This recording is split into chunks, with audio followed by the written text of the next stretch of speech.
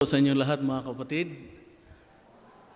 ang atin pong personal ministry ngayon ay may kinalaman po sa ating stewardship. Dynamic steward, I will go. Sa pag-aaral po ng ating panibagong kinkinyum mga kapatid, no? So when we say kinkinyum, ito po ay 5 taon, pinapaunlad, pinapalago, at ini-improve palalo, no? Yung panukala ng General Conference tungo po sa mga local churches. So bilang tayo ay kaanib sa lokal na iglesia, ay marapat din po na tayo ay aware sa ating programa na may kinalaman sa stewardship. Maraming mga individual sa Biblia at sa buong kasaysayan ng Adventist Church ang gumawa ng pupunta ako or I will go, na ito ay bilang Adventista dapat ay maging motto po natin mga kapatid. I will go, yun ang motto natin. So habang magsisimula ang isang panibagong kinkinyum or yung tinatawag na 5 years round, no? Na panibagong paglilingkod, ay atin pong matutunghayan ang sarit-saring mga aktibidad, no? Sarit-saring mga programa upang maitama at ma-improve palalo yung ating paglilingkod sa pamamagitan po ng stewardship. Maalala po natin na yung higanting si Goliath ay nagsisisigaw, no? Kung atin pong babalikan yung digmaan doon sa Soko, sa Huda. So siya po ay nagsisisigaw doon, labas ang matapang! Hinamon niya pati ang hari. Alam niyo po, kung siguro tayo ay nandoon sa lugar nila, marahil ay matulili na yung tainga mo. Napakaingay ni Goliath. Paulit-ulit. Oh, paulit-ulit. Tamimi ang mga kapatid ni David. Tamimi din yung mga tinaguriang mandirigma ni Haring Saul. At ganun din si Haring Saul. So habang sila po ay nanahimik, natitigilan, itong si David ay talagang hindi mapakali. Hindi siya mapakali. Sabi niya, pambihira ito, ang yabang nito kagaya ng ating pinag-usapan. Pumunta siya ngayon sa harapan ni King Saul at ang sabi niya, pahintulutan niyo ako na ako ang tatapos sa taong itong napakaingay. Alam niyo po, nung time na yon, hindi po pinag-usapan doon kung malaking lalaki ka, matipunong lalaki ka, or matapang na lalaki ka. Ang katangian na nais ng Diyos ay kung ikaw ba ay may pananampalataya na humarap sa malahiganting tao, mga kaibigan. Sabi ni David, maliit ako, maliit ang aking sling, pero sa tulong ng Diyos, babagsak yan. Bantulot si Haring Saul na humarap ang bata, no? Na maliit na bata, isang kabataan. Pero sa tulong ng Panginoon, siya po ay nagwagi, no? Siya po ay nagwagi sa tulong po ng Panginoon. Yung buhay natin ngayon mga kapatid ay para bang nasa malagim na kasaysayan ng ating edad, no? So kung ating babalikan po yung history ng ating buhay simula nung na tayo pinanganak, marahil sasabihin natin, ito na yung pinakamahirap.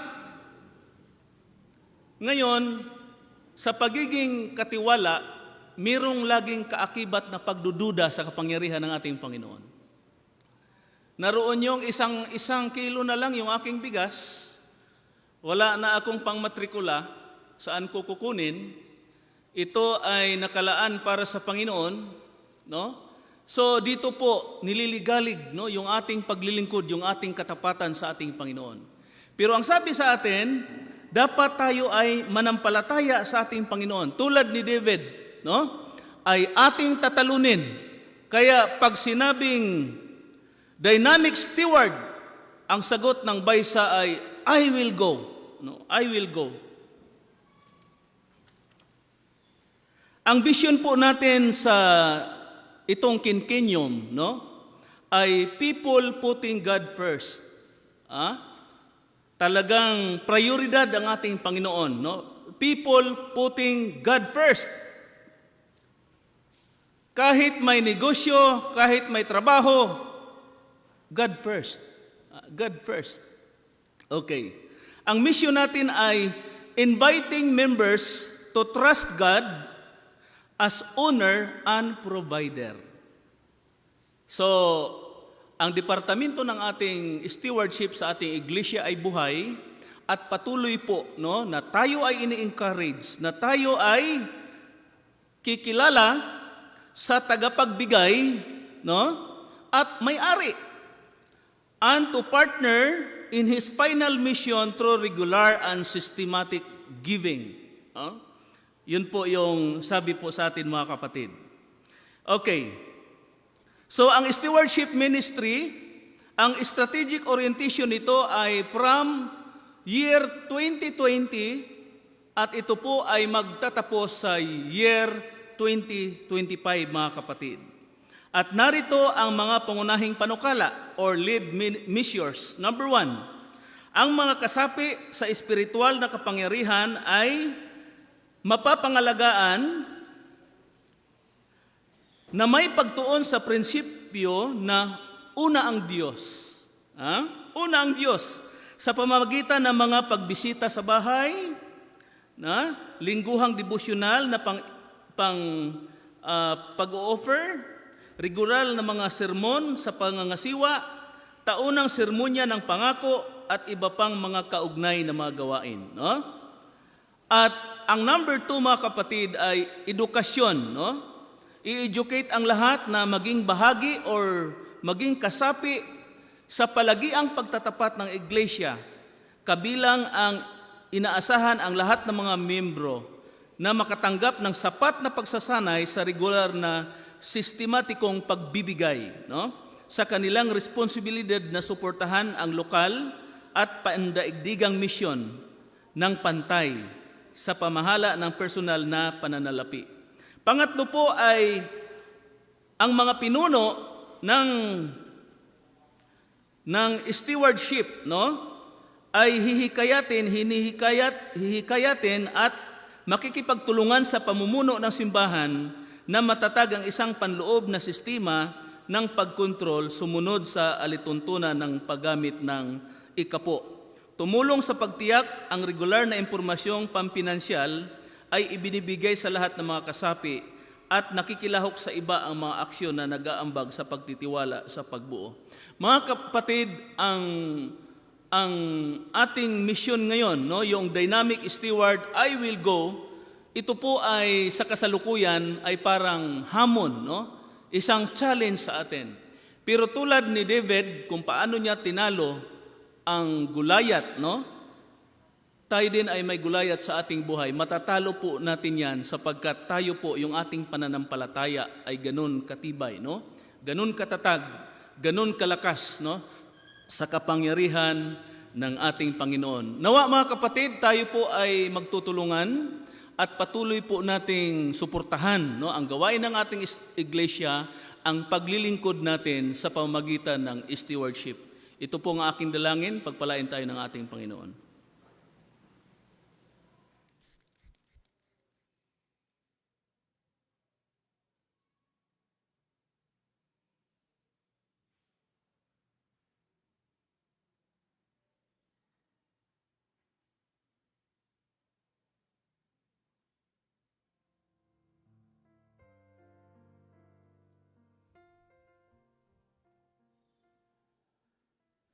Sa ngalan po ng Baisa Seventh-day Adventist Church, akin po kayong wini-welcome sa ating pong pagsamba para po sa ating ikalawang serbisyo ngayong umaga. At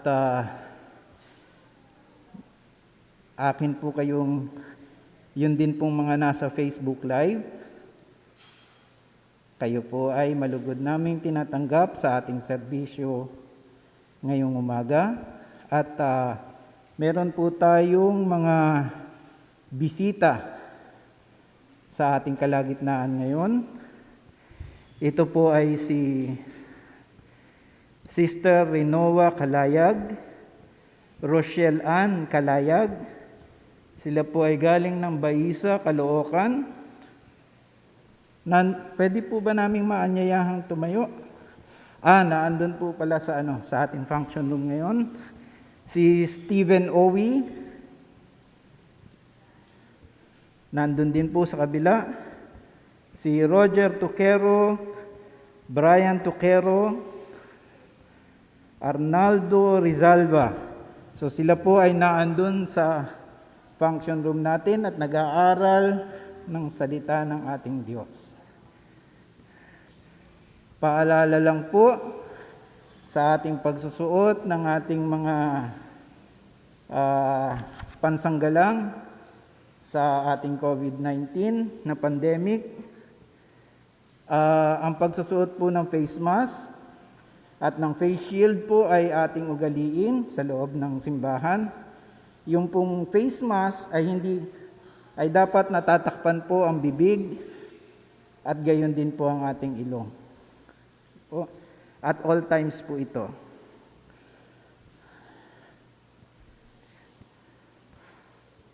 Announcement po. Reach the World Personal Outreach. Ito po ang ating AY program mamayang hapon sa ganap na alas 2:30 hanggang alas 4 ng hapon. Ang ating pong resource speaker ay si Brother Robert Sildo. Ang title po, Reach the World Personal Outreach. Amin po kayong inaanyayahan na makilahok sa Pathfinder Club ng ating iglesia. Ito po ay mula edad 6 hanggat kaya po natin na maglingkod sa ating iglesia. So, kami po ay tumatanggap ng mga bagong magre-register. I-approach nyo lang po si Master Guide Mabel Palaad, nasa likod po.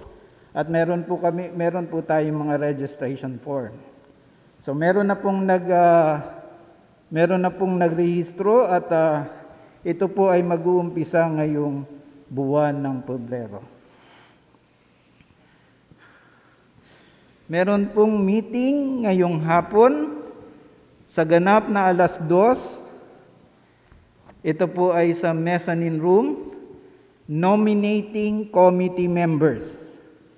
So nananawagan po sa mga miyembro ng nominating committee, meron po kayong meeting alas 2 po ng hapon.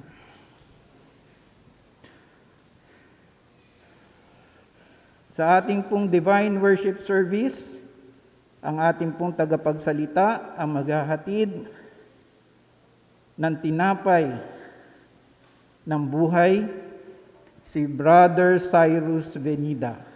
Siya po ang ating associate pastor.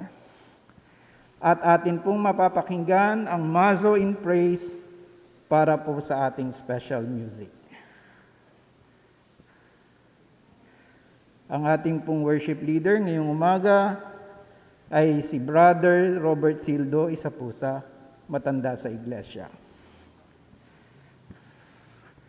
Ang ating pong Elder of the Week mula bukas, February 7 hanggang sa susunod na Sabado ay si Brother Gidel Custodio. Kung meron po kayong mga concerns, siya po ay matatawagan nyo sa numerong 0939-106-9720.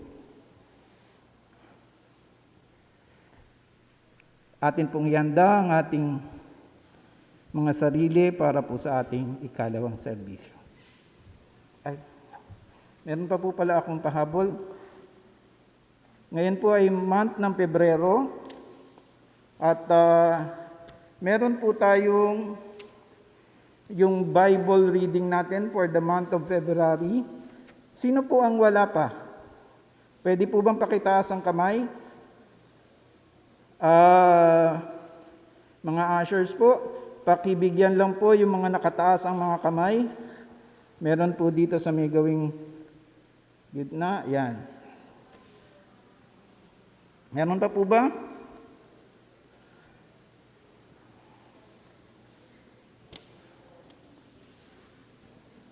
Okay. Dito po sa gawing kaliwa at harapan.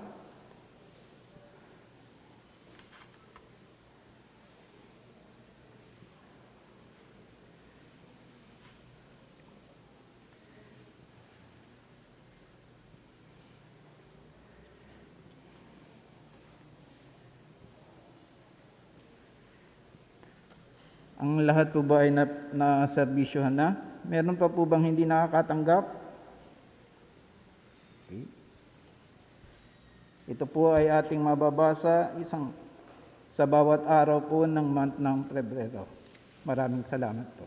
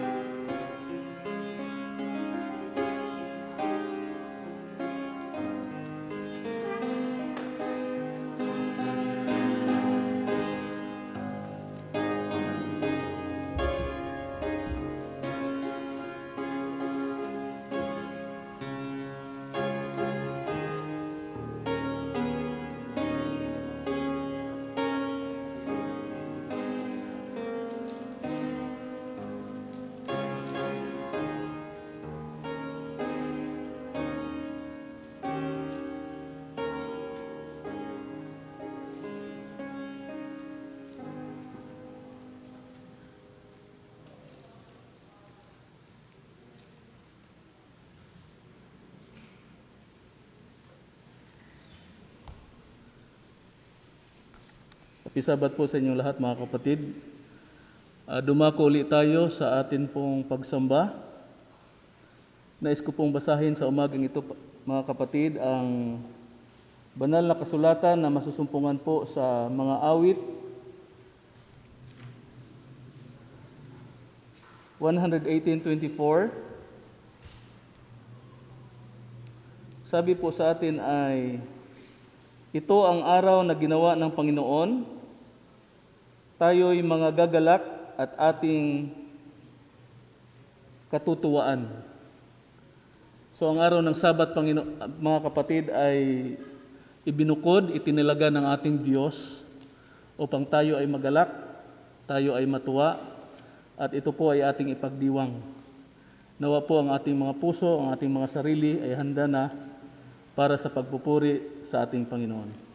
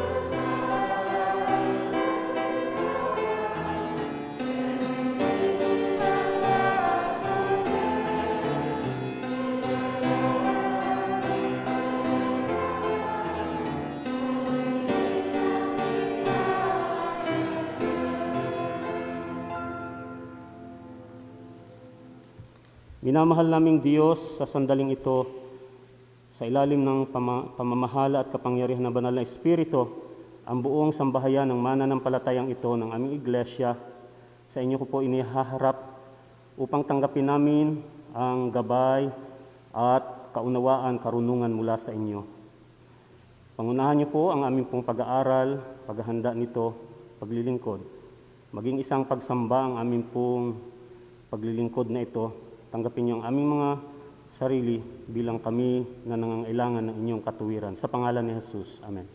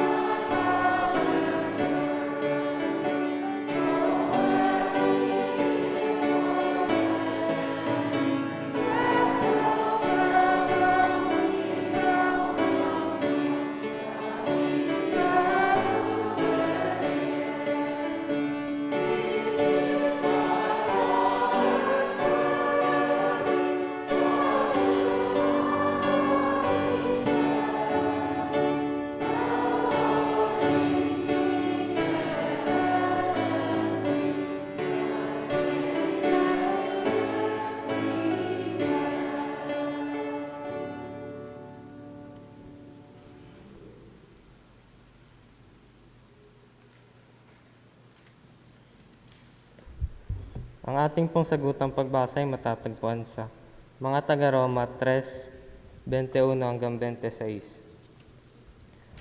Datapwat ngayon, bukod sa kautusan, ay ipinahayag ang isang katwiran ng Diyos na sinasaksihan ng kautusan at ng mga propeta.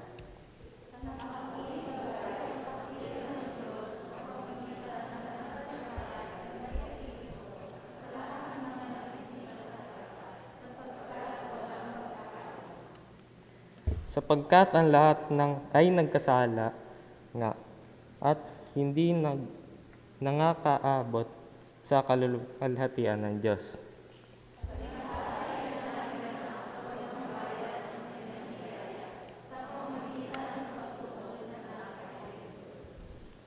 Na siyang inilagay ng Diyos na maging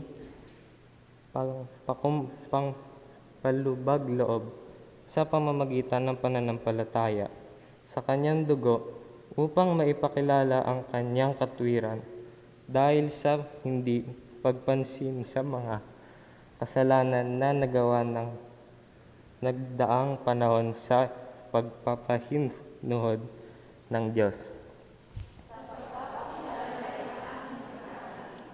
Na kanyang katwiran sa panahon upang hindi siya maging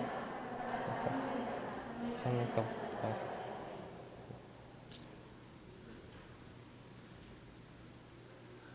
Ngayon po mga kapatid ay higit po natin na kailangan ang pananalangin. Kung tayo man ngayon ay nakatunghay sa Facebook Live at ganoon din sa kapulungan natin ngayon mga kapatid, marahil mayroong ilan sa atin na may mga sakit, may problema po sa pinansyal, problema sa family. So higit po natin kailangan ang pananalangin. Nais ko pong makita sa pamagitan ng pagtaas ng inyong mga kamay kung ilan dito sa inyo ang mayroong nais na ipanalangin na espesyal. Pwede po bang makita ang mga kamay niyo mga kapatid? Okay, maraming salamat po. Narito ang ating deacon, siya po ang mga ngasiwa sa pamagitan po ng panalangin.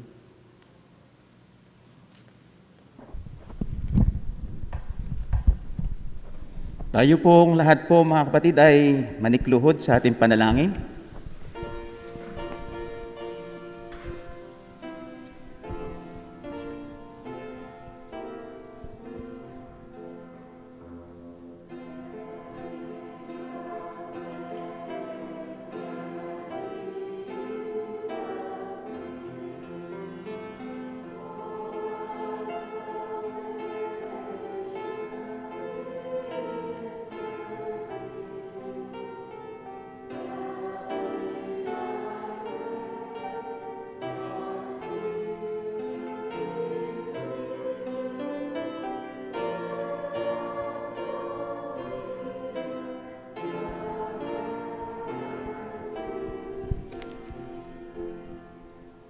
Mapagpala at mahabagin po naming Diyos, sa araw po ng Sabat na ito, kami pong lahat ay naninikluhod upang muli namin kayong sambahin sa Espiritu at sa katotohanan.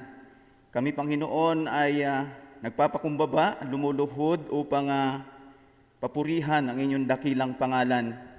Maraming salamat, Panginoon, sa buhay at kalakasan na patuloy niyong ipinagkakalob sa amin, sa mga biyaya at pagpapala na amin tinanggap at ang inyong mayamang pag-iingat na kami, Panginoon, sa araw ng Sabat na ito ay muling makakapanambahan sa inyo.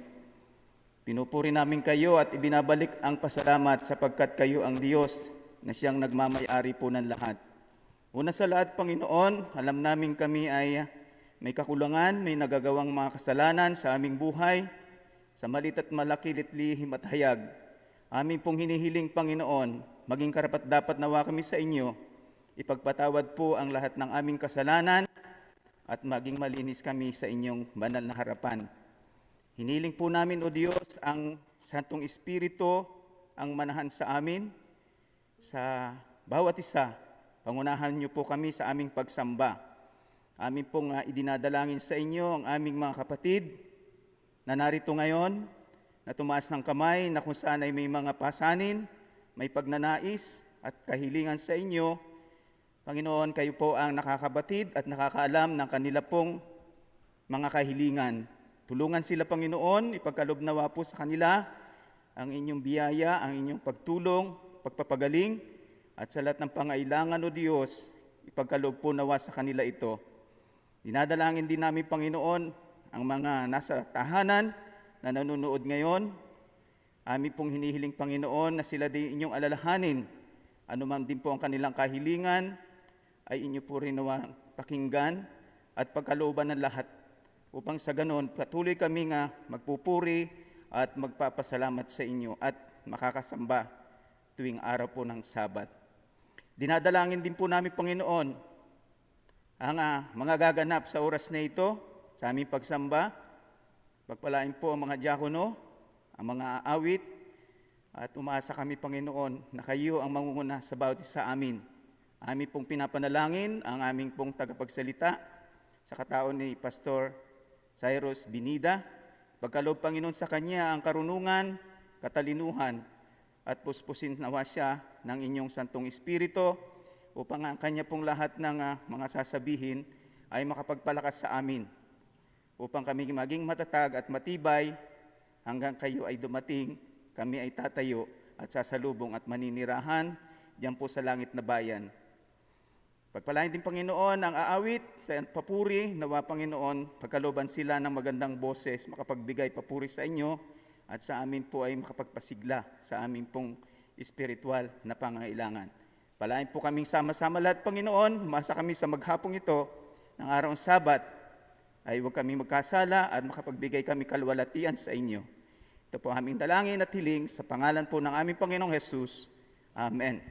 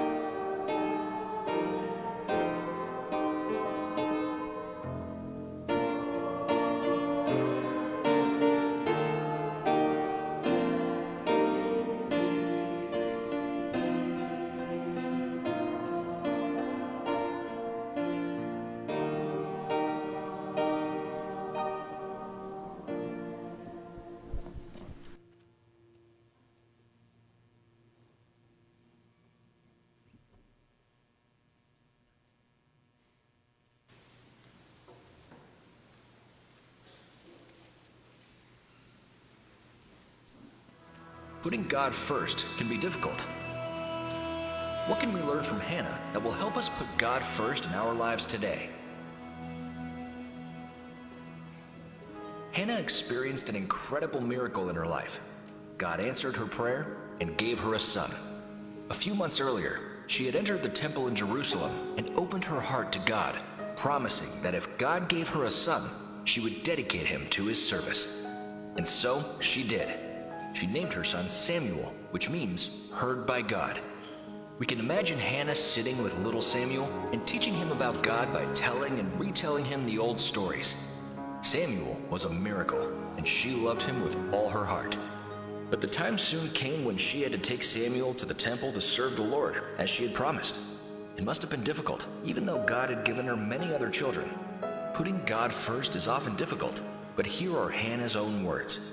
My heart rejoices in the Lord. My horn is lifted high.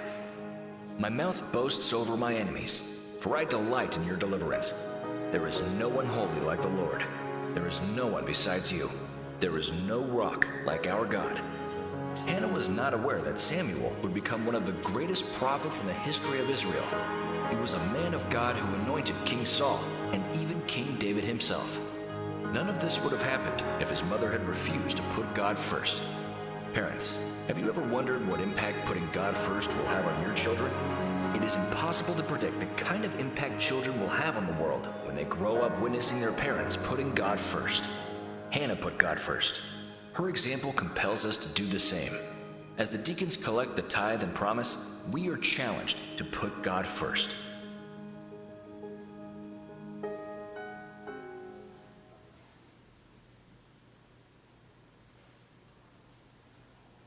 Ang atin pong katugunan sa Put God First ay ganoon na lamang.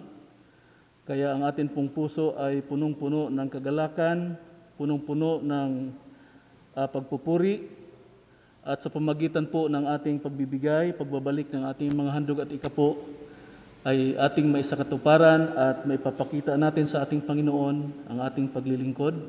Ang atin pong mga diakono ay handa na upang likumin ang ating mga handog at ikapo.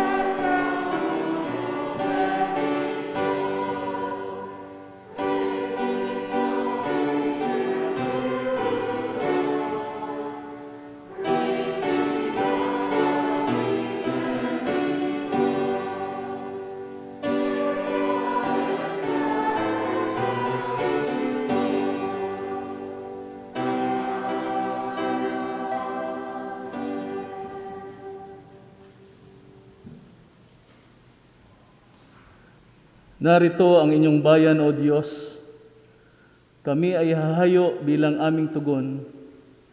Isang karapatan, Panginoon, na unahin namin kayo sa aming buhay.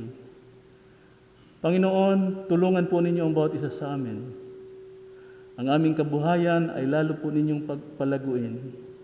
Ang aming mga talento ay lalo pong marami ang mabiyayaan nito. Ang aming mga pagpapagal, Panginoon, ay maging kaaya-aya sa inyong banal na harapan.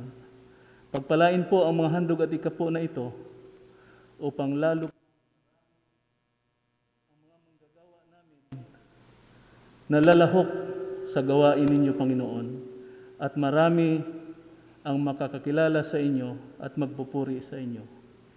Maraming salamat po sa inyong bendisyon sa bawat isa sa amin. Maranasan nawa namin patuloy inyong pagpapala.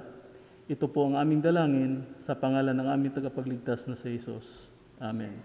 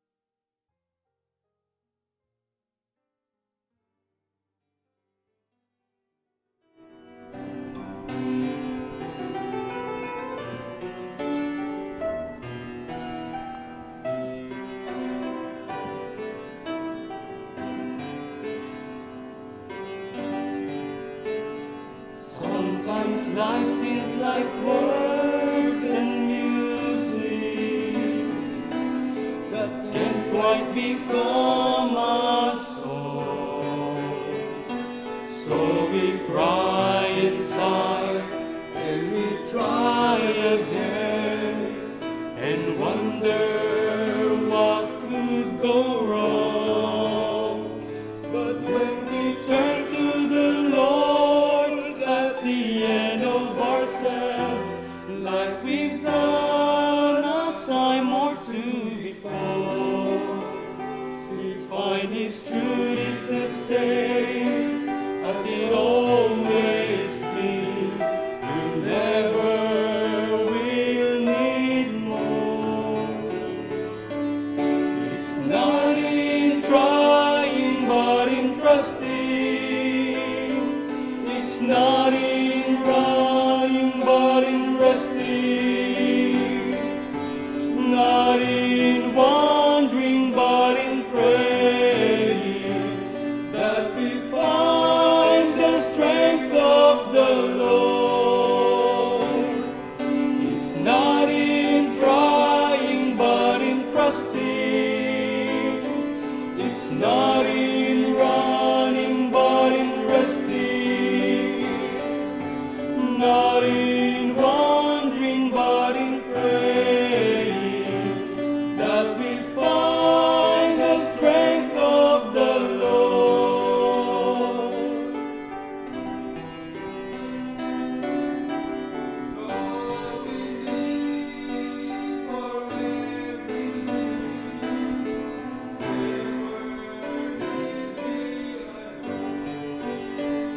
still He'll let us go if we choose to live life on our own.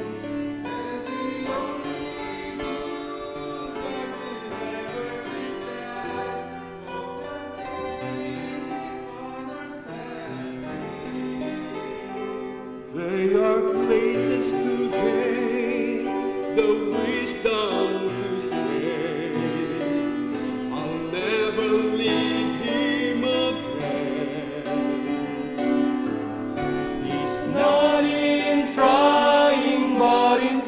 trusting. It's not in running, but in resting. Not in wandering, but in praying, that we find the strength of the Lord. It's not in trying, but in trusting. It's not in running, but in resting. Not in wandering, but in praying, that we find the strength of the Lord. That we find the strength of the Lord.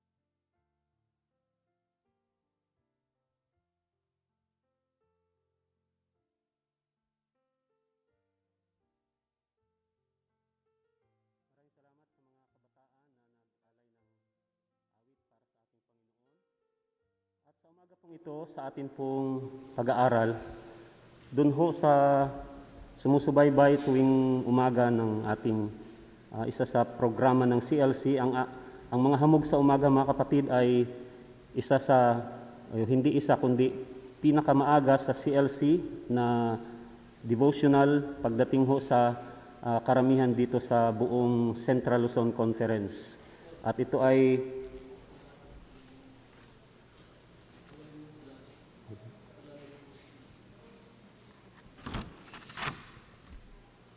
siguro mas ganitong malinaw. Okay. So ngayon po mga kapatid, ang atin pong, yung pong tinatalakay ko sa mga hamog sa umaga ay walang iba kundi ito pong atin ding pag-aaral na atin pong tutunghayan ngayong umaga. At ito pong ating pag-aaralan mga kapatid ay may kinalaman sa kahalagahan ng ating pamumuhay sa katuwiran ng Diyos. At ang pag-aaral ho na tinatalakay ko tuwing umaga ay sa buhay ni Martin Luther. Alam niyo po, kung mayroon mang pangunahin na nakinabang ng husto tungkol sa katuwiran, doktrina at aral ng katuwiran ng Diyos, the righteousness of God, is the Seventh-day Adventist. At yun po ay niyakap at tinanggap ng ating pong iglesia ang katuroang ito, na noon ho ay nagpapasimula pa lamang. Ngayon tunghayan ho natin ang mga mahalagang bagay sa ating pong pag-aaral base ho sa aklat ng Roma chapter 3 verse 23 hanggang 26. Mayroon pong tatlong mahalagang bagay na napapaloob dito mga kapatid. At dito ho sa Roma 3, 21 hanggang 26, dito ho tayo magpupokus ng atin hong pag-aaral. Ang una ho ay sa aklat ng Roma 3:23, ang sabi diyan, yamang ang lahat ay nangagkasala at hindi nakaabot sa kaluwalhatian ng Diyos. So ang una ho ay ipinahahayag dito yung katuwiran ng Diyos. Tatlong mahalagang bagay ang tumutukoy sa katuwiran ng Diyos. Una ay ito'y ipinahayag na noon ho, Dito sa aklat ng Roma 3:23, inilalarawan ho dito ang kalagayan ng tao na kung saan siya ay nasa, yung kanya hong kalagayan ay siya ay hiwalay. Ano ho? Ang kalagayan ng tao ay namumuhay sa kasalanan, napawalay na siya. At ang sabi nga doon sa aklat ng Isaiah 59 verse 2, sabi doon ay ang kasalanan ay nagiitong namagitan ito sa pagitan ng Diyos at ng tao sa atin hong kalagayan.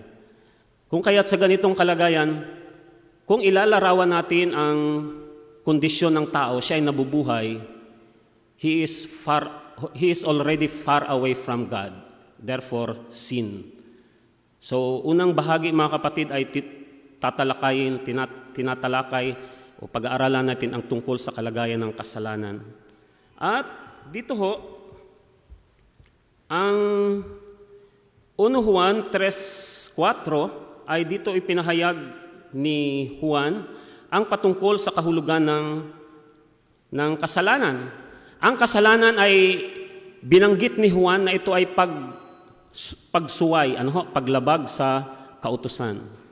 Pero, ngunit bagamat binabanggit ni Juan na ang kasalanan ay paglabag sa kautusan ng Diyos, sinasabi ni Pablo na ang katuwiran ng Diyos ay mas nangingibabaw sa kautusan. Ano ho?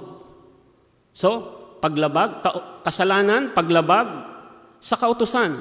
Pero ang katuwiran, nangingibabaw siya sa kautusan ng Diyos.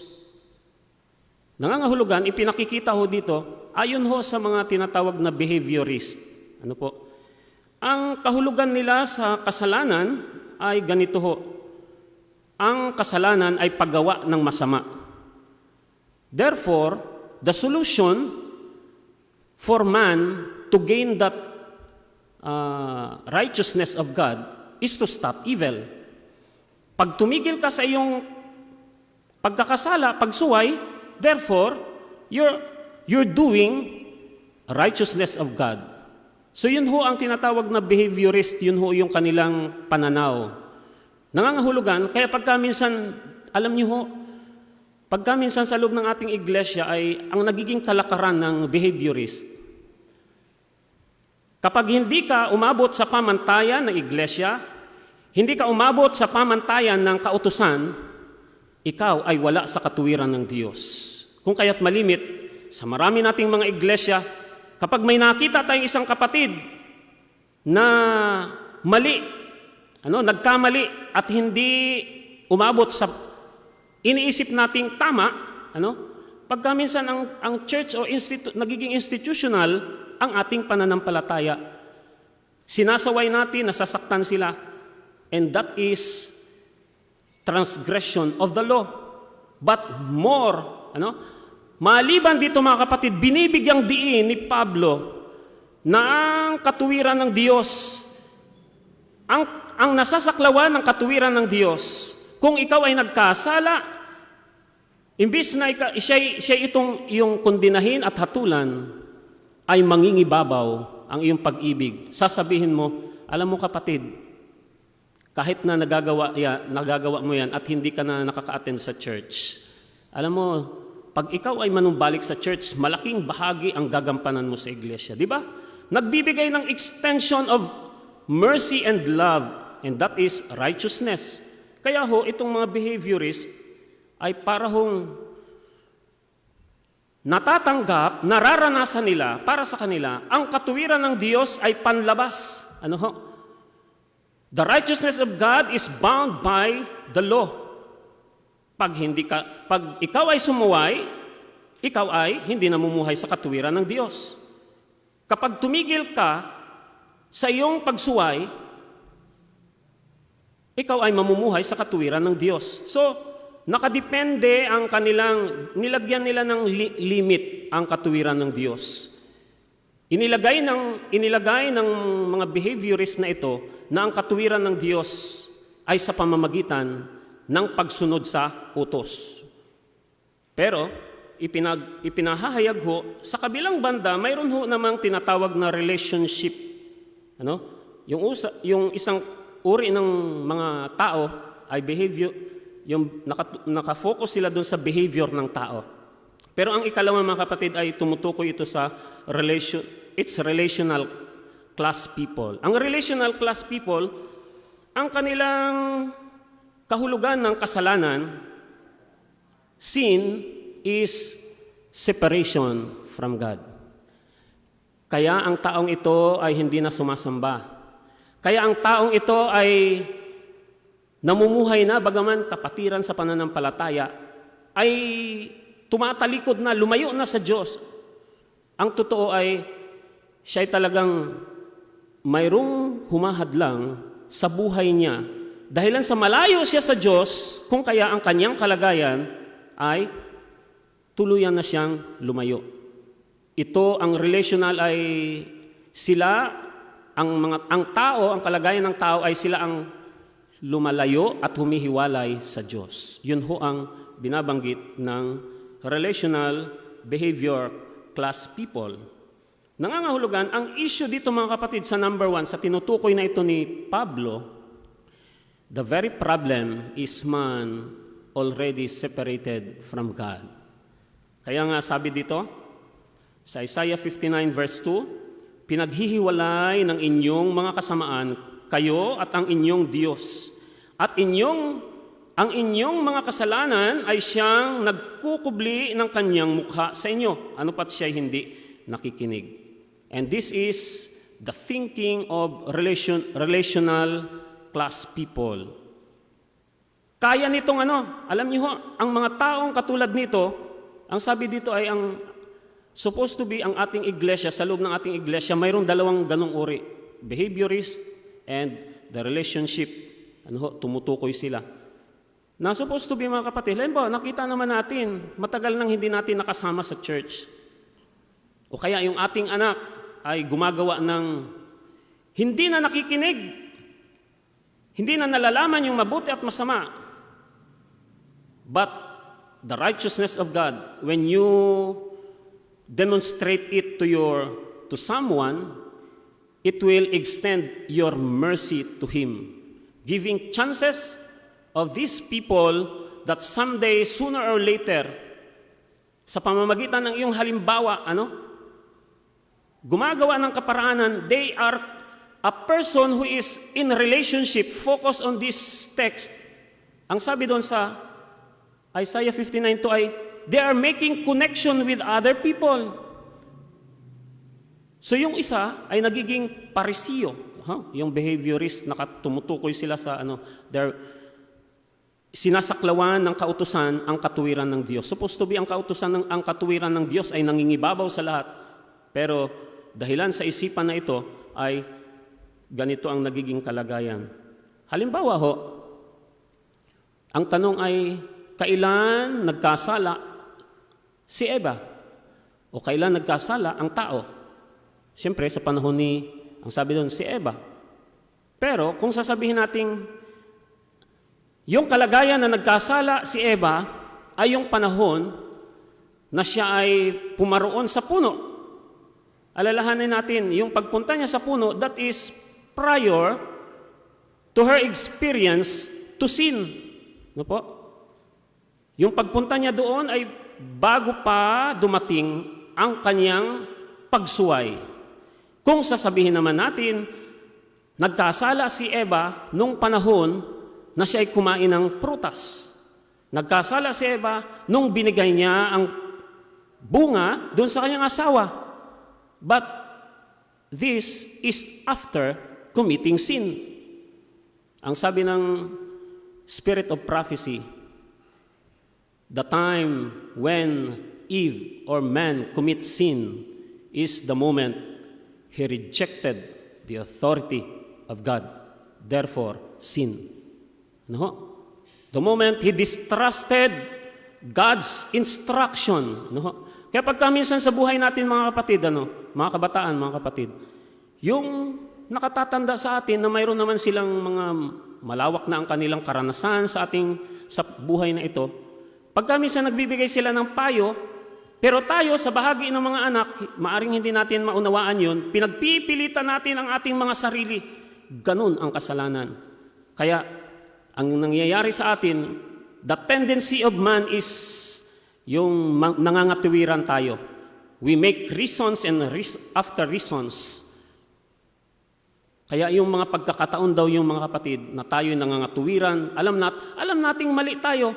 Ang hindi kasi natin matanggap sa ating mga sarili to tell that I am wrong. Di po ba napakahirap kaya lunukin sasabihin mo, ako'y nagkamali. Lalo na ikay pastor. Nalala ko minsan may panahon, bata pa. Sabi niya, Pastor Sai, alam yung mga bata, maliliit, direkta yan pag magsalita. Pastor Sai, ba't ganyan ka? Ang hindi natin matanggap pagka minsan, kahit maliliit na mga bata o mga kapatid, lalo na pag sinaway tayo at alam nating naroon sila sa katuwiran, ang hindi natin matanggap to say that I am wrong. At ito ang tinutukoy na ang tao, kalagayan ng tao, bunga na ang tao ay nawalay sa Diyos. Ngayon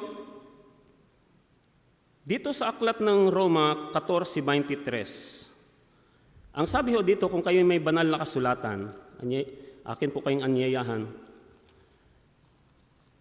Roma 14:23.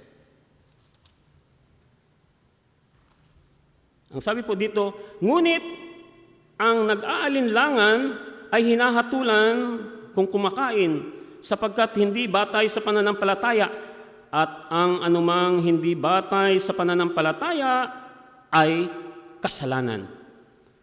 Anumang bagay na hindi batay sa pananampalataya ay kasalanan. Whether it is good or whether it is evil, therefore a person without faith, he always tend to brings mechanic of his reasons, ang kanyang mga pangangatuwirang mali na nga, mangangatuwiran pa. Therefore, it is sin. Kaya nga sa original, mayroon, kung hindi ako nagkakamali, 4 na salita ng Hebreo na may kahulugang kahulugan ng kasalanan. Isa doon ay yung tinatawag nila hatat. Yun hatat. The moment, yun pong binabanggit ko kanina, Eve distrusted God's instruction, he brought disloyalty to his master and rejection to God's authority. He missed God's instruction. So, sin is missing God's instruction. Kaya mga kapatid, oftentimes we experience this. And that's the nature of who we are today. Kaya itong isang babala sa atin. Ngayon, tutungo tayo doon sa ikalawa. Sa aklat ng Roma chapter 3 verse 25, isa ito sa may pinakamagandang paglalarawan patungkol sa ipinakitang katuwiran ng Diyos. Kanina ay ipinahayag na katuwiran ng Diyos na ang tao ay nawalay sa kasalanan, nawalay sa Diyos, namumuhay sa kasalanan. Ang ikalawang bagay, ang sabi doon sa Roma 3:25, na siyang inilagay ng Diyos bilang handog na pantubos sa pamamagitan ng kanyang dugo na mabisa, sa pamamagitan ng pananampalataya. Ito ay kanyang ginawa upang maipakita ang pagiging matuwid ng Diyos, sapagkat sa kanyang banal na pagtitiis ay kanyang pinalampas ang mga kasalanang nagawa sa nakaraan. Dito sa talatang ito, alam niyo po ba mga kapatid, sa buong banal na kasulatan, 2 sa talata ay isa ito, doon sa tinatawag na paglalarawan. Ang salita ditong handog na pantubos ay tinatawag itong sa Ingles na propitiation. 2 lang ito sa banal na kasulatan na tumutukoy sa ginawa ni Kristo. Ngayon tutukuyin natin yung inilalarawan ng mga modelong ito. Tutunghayan natin ang 4, mayroon 4, maliban dyan, marami pa modelo ng tinatawag na pagtubos ni Kristo. Ang una, tingnan natin ito. Number 1, unang modelo ay yung tinatawag na alay na pantubos. o handog na pantubos. Sa Ingles ho ay propitiation. Ito ang tanging alay na kinikilala at katanggap-tanggap sa Ama. Ang salita hong propitiation o alay na handog, ito ay tumutukoy doon sa ginawa ni Kristo. Ano ho?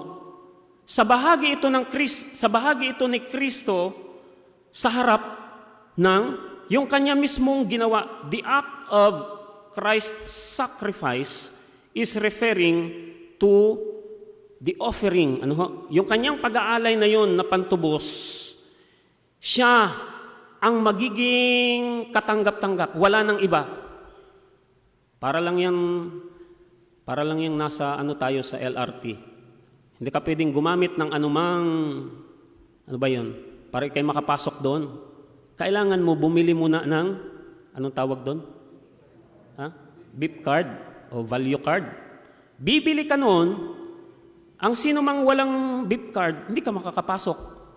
Para ikay makasakay sa train para sa iyong destinasyon. Si Kristo, yun hong salitang propitiation, yung alay na pantubos, tumutukoy kay Kristo na siyang tanging kikilalanin ng Ama sa harap ng mga tao. Alam niyo ho, ang mabubuting gawa natin kailanmay hindi magbibigay ng merito. Hindi ito magbibigay kasiyahan sa Diyos Ama, kundi tanging sa pamamagitan ng ginawang akto, ng ginawang pag-aalay ni Kristo. It is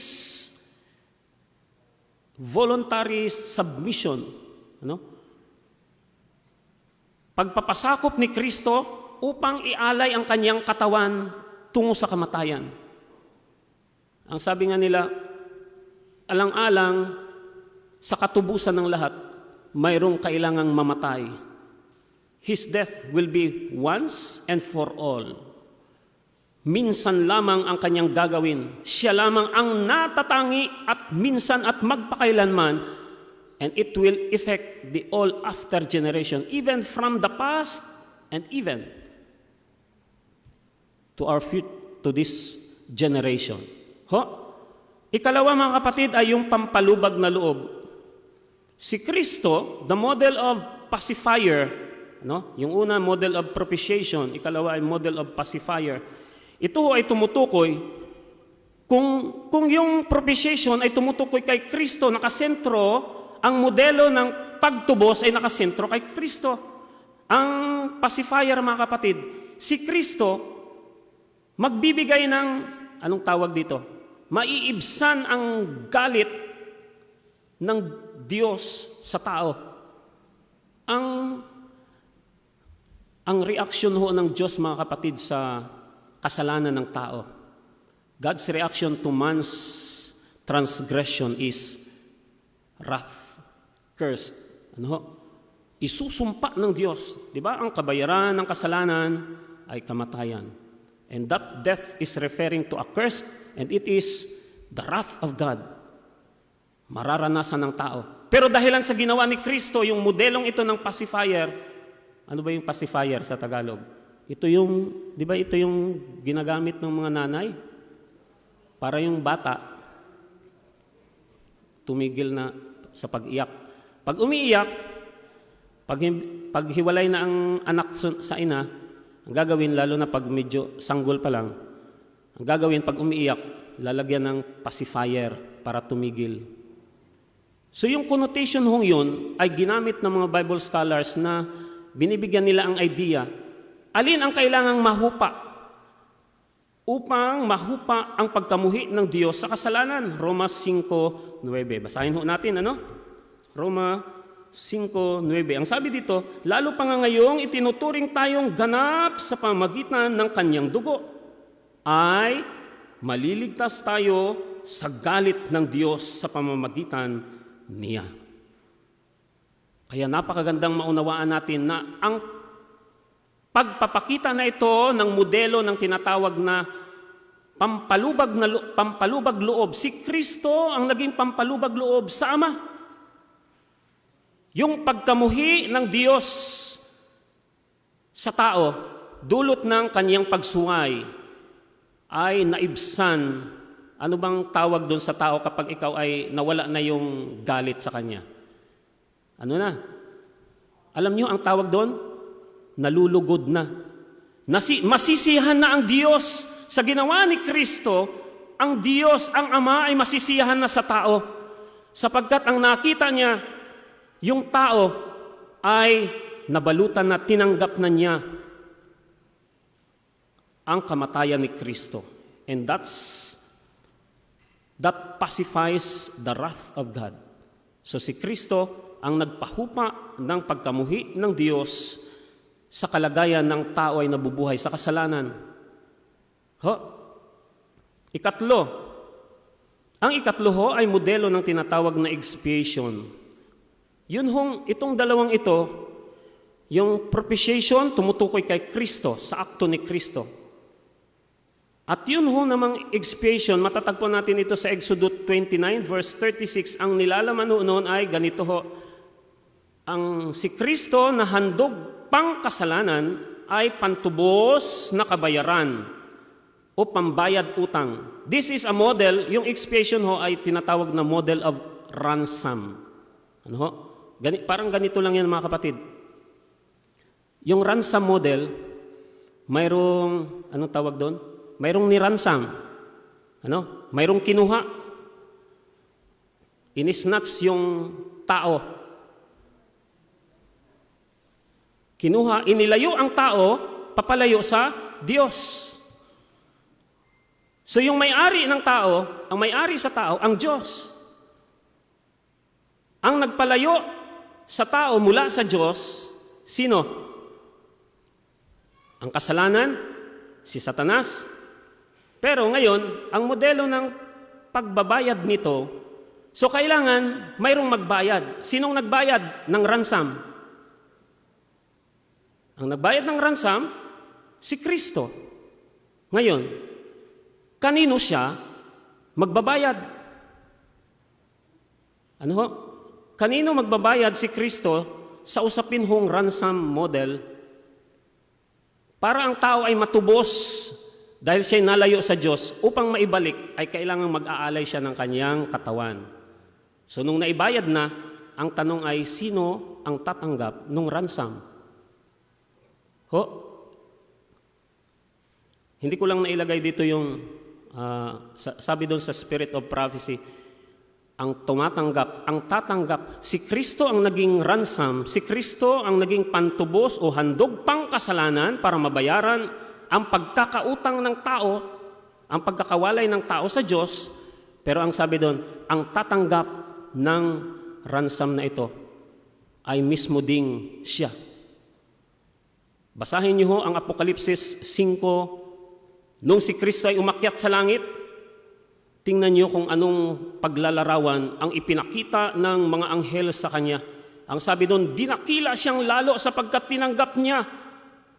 Silang mga nangawalay ay handa niyang tanggapin. Siya ang nag-alay, siya din ang tumanggap ng kanyang inialay. The time when Christ ascended to heaven is the moment where he became victor of man to God. Siya ang nag-alay, siya din ang tumanggap nito.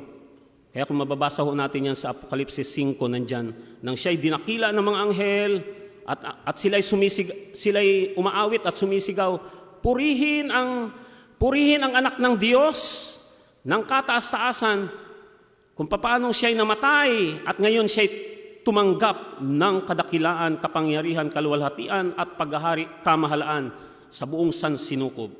Ito ho ang modelo ng ransom o pambayad utang. Si Kristo ang naging pambayad utang ng ginawang kalapastanganan ng tao. Pinangunahan, siyempre, yung kaaway ang gumawa nito. Ang sabi sa 1 Juan 4:10, ang sabi diyan, sinugo ang kanyang anak na naging pantubos sa ating mga kasalanan. Ang ikaapat na modelo ay yun hong tinatawag na sin bearer. Naging siyang tagadala ng kasalanan.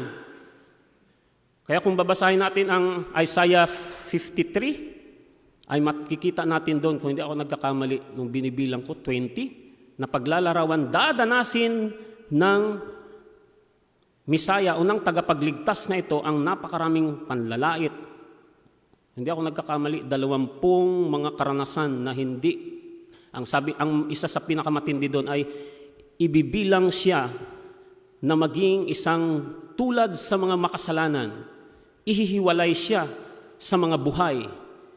Lalaitin siya at napakarami pang iba.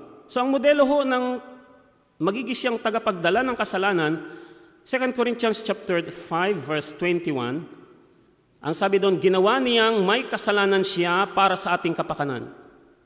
In behalf of His love to you, mangingibabaw ang katuwiran ng Diyos, mga kapatid.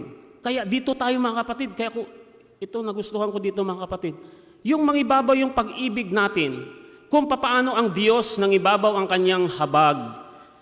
Imbis na sana'y hahatulan, pagka minsan nagkakaroon agad tayo ng yung ating tugon, our response in a stimuli, we tend always to do the action.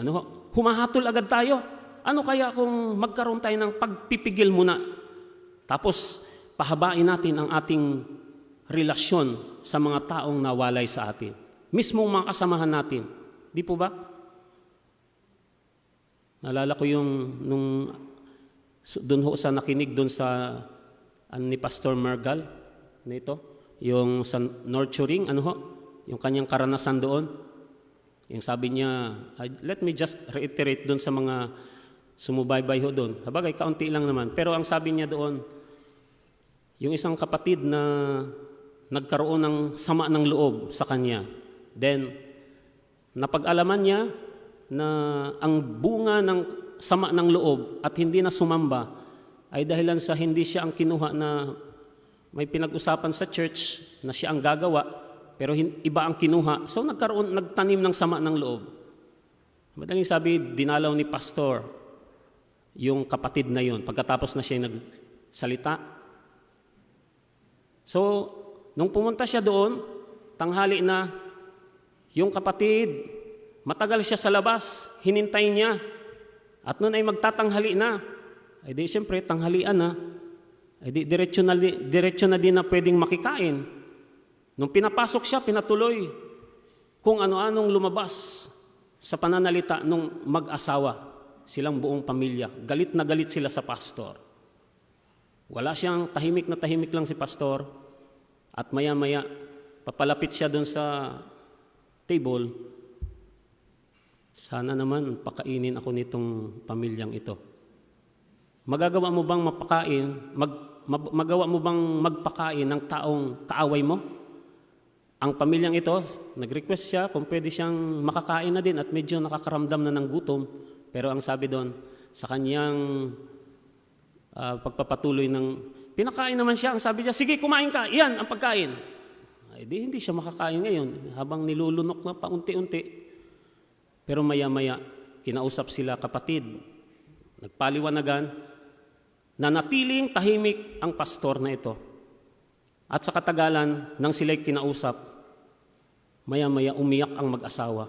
Sabi nila, alam mo pastor, kung hindi ka nanatili dito, yung aming galit ay magpapatuloy at tuluyan na kaming mawawala sa iglesia. Hindi lamang tuluyan kaming mawawala sa iglesia, baka isumpa pa namin ang pananampalatayang ito. Pero dahilan sa inyong habag, pastor, humingi sila ng tawad. Pinanalangin sila ng pastor at sunod na Sabado, mga kapatid. Piyan mo yung pagkakataong yun. Pinahaba ng pastor na ito ang kanyang pasensya, habag ang ipinairal. Hindi kaya, mga kapatid, ganito din ang inaasahan ng Diyos sa atin?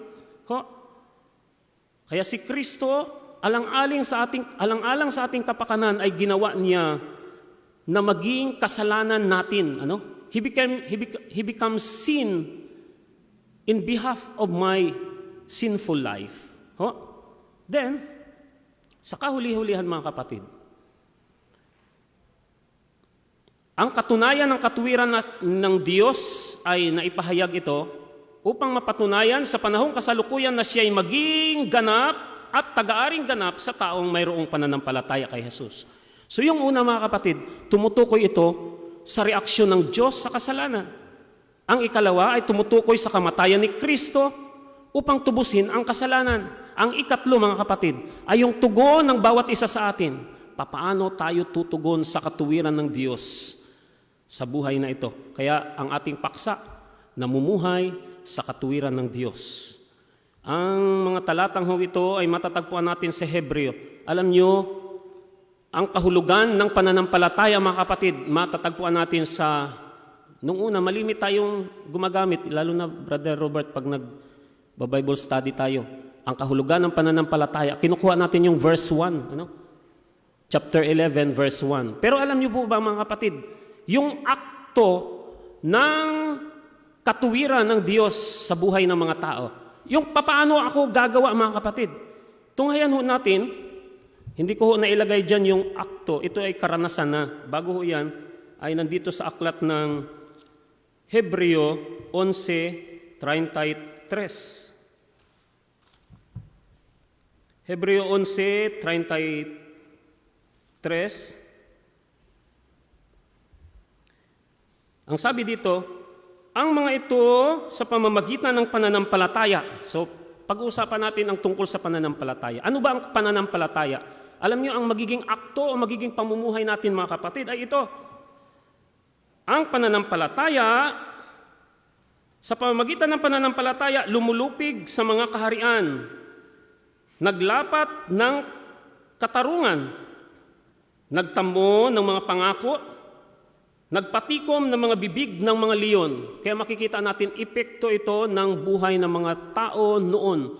Isinasalaysay ng manunulat ng aklat ng Hebreo na yung inihanay nila, si Noah, si Abel, si Abraham, ang mga mananampalatayang ito, sila ay nagawa nang makita ng Diyos ang pananampalataya nila. Ipinamumuhay nila ito at ang sabi dito ay nagawa nilang sa pamamagitan ng kanilang pananampalataya, dininig ng Diyos na sila'y ingatan doon sa panahon na sila'y nasa yungib ng leon. Pumatay ng bisa ng apoy, tumakas sa mga talim ng tabak, lumakas mula sa kahinaan, naging makapangyarihan sa digmaan, nagpaurong ng mga hukbong dayuhan, tinanggap ng mga babae ang kanilang patay sa pamamagitan ng pagkabuhay na muli. This is the life na inaasahan ng Panginoon sa atin, na ipamumuhay natin, manalig tayo sa ating Panginoon. At ito ho, pagkatapos nyo yan, sa verse 36, nandito yung mga karanasan ng mga mananampalataya. Tingnan nyo.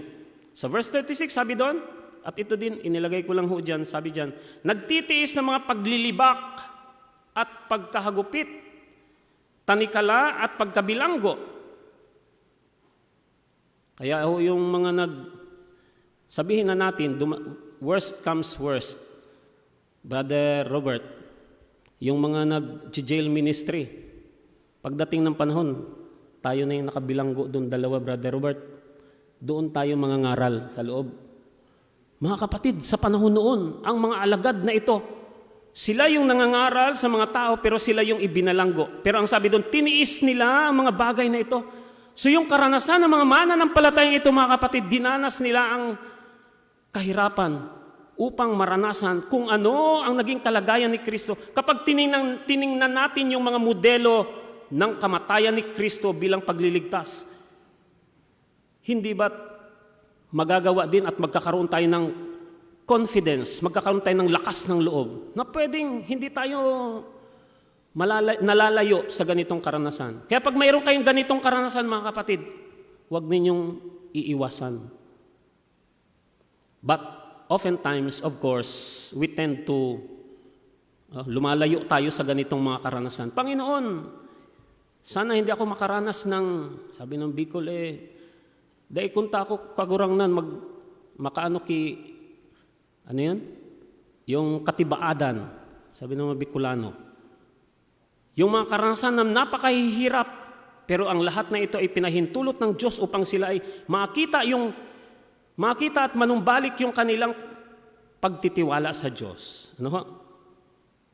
Pinagbabato hanggang kamatayan, nilagari, pinagpapatay sa tabak, naghirap, pinag-uusig, inapi. 38, nagpalaboy-laboy sa ilang, sa kabundukan at sa mga yungib. At verse 39, pinuri dahil sa kanilang pananampalataya, hindi nila natanggap ang pangako. Ang mga taong ito, pinangakuan ng Diyos ng buhay, pero sila, hindi nila natanggap yung pangako. Ibig sabihin, yung ipinangako ng Panginoon na buhay na walang hanggan, hindi sila nakaranas. Pero ang naging karanasan ng kanilang buhay bilang mananampalataya ay talaga naman puro katibaadan sa buhay, mga kapatid. Ano ba yung sa Tagalog?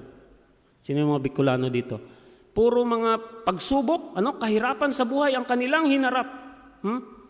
Kaya dito, mga kapatid, ang sabi sa Hebreo 11:6, patapos na tayo, ang tanging paraan ng katuwiran ng Diyos sa tao, ang sabi sa Hebreo 11:6, at kung walang pananampalataya, ay hindi maaring kalugdan ng Diyos, sapagkat ang sinumang lumalapit sa Kanya ay dapat sumampalatayang may Diyos at Siya ang tagapagbigay gantimpala sa mga masigasig na humahanap sa Diyos. Kaya ang naging bunga nito, mga kapatid, sa ating pinag-aralan na ito, sa umagang ito, ang naging bunga ng ginawa ni Kristo doon sa krus, sa kamatayan, ito ay nagdala, ang bunga ng katuwiran ng Diyos ay nagdala ito ng pagkaligtas mula sa galit ng Diyos. Masarap mamuhay, masarap isipin na ang Diyos, kung ang ibang mga tao ay galit sa atin, pero kung mapanatili natin na ang Diyos ay hindi galit sa atin, di po ba? Then it is salvation is what we are waiting in our life today. 2 Corinthians chapter 5, 18 to 21, ang Diyos sa pamamagitan ni Kristo ay nagdala siya ng pakikipagkasundo. Actually, isa din ito sa modelo ng tinatawag na reconciliation model of salvation. Nagdala siya ng pakikipagkasundo. Ang Diyos at saka ako, ang Diyos at ang bawat isa sa atin, mga kapatid, ay mayroon na tayong isang magandang relasyon at connection. Anytime. Kaya talagang ang bunga nito, mga kapatid, ang bunga ng taong lalapit sa Panginoon, imposible na wala siyang pananampalataya. At last, mga kapatid, Romans chapter 5 verse 1, ito ay magdadala ng kapayapaan sa Diyos. Ang mga mananampalatayang Seventh-day Adventist, they will live a life of peace with God. Kung mayroon mang mga taong panatag ang kalooban sa panahon ng pandemic, ay ang Seventh-day Adventist. Amen? Kung mayroon mang mga taong ang kanilang buhay ay pinakamalapit sa Diyos, ay walang iba kundi ang iglesyang ito na ating kinaaniban. At kung mayroon mang mga tao na ang galit ng Diyos ay nahupa na dahilan sa kamatayan ni Kristo, ipagpapatuloy ng bawat isa sa atin ang pananampalatayang ating tinanggap. Titingnan natin kung paano ang Diyos, titingnan natin kung paano ang Diyos sa pamamagitan kung paano siya nakikitungo sa kasalanan. Nang nahiwalay ang tao, ay Kanya itong binalik sa pamamagitan ng kamatayan ni Kristo. Kung titingnan natin ito, lahat ng ito, mga kapatid, ang kumikilala ng lahat ng kabutihan ng Diyos at akto ng pagtubos ay ang inyo at aking pananampalataya. Kaya sa umagang ito, mga kapatid, ang katuwiran ng Diyos ay ipinahayag sa pamamagitan ni Kristo bilang alay na handog sa Diyos upang maibalik ang tao mula sa pagkakawalay nito sa Diyos. At sa pamamagitan ng pananampalataya, ang tao ay makakatagpo ng buhay, kapayapaan, pakikipagkasundo at kaligtasan sa katuwiran ng Diyos. Nawa ito, mga kapatid, ang ating baunin na lagi nating tingnan ang mga modelo ng kung paano tayo tinubos ng ating Panginoon at sa ating kapwa, sa sino man, makikitungo tayo, we will extend our love, our mercy to other people. May the Lord bless us this morning.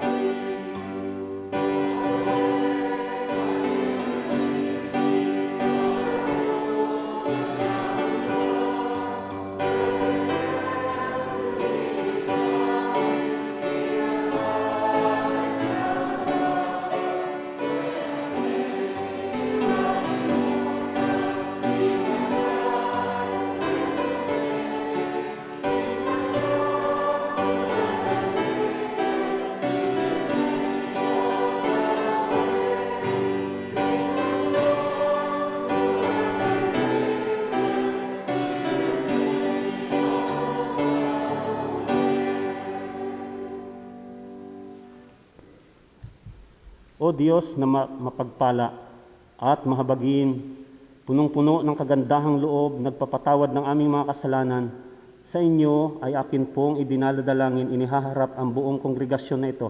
Sa kapangyarihan ng Banal na Espiritu, minamahal na mga kapatid, tanggapin niyo ang pangangasiwa ng ating Panginoong Diyos sa kanyang kahabagan, sa pangangasiwa ng Banal na Espiritu at ng kanyang paggabay sa buhay natin.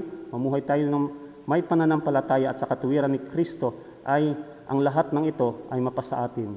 Lahat nito ay aming dinadalangin sa pangalan ni Jesus. Amen.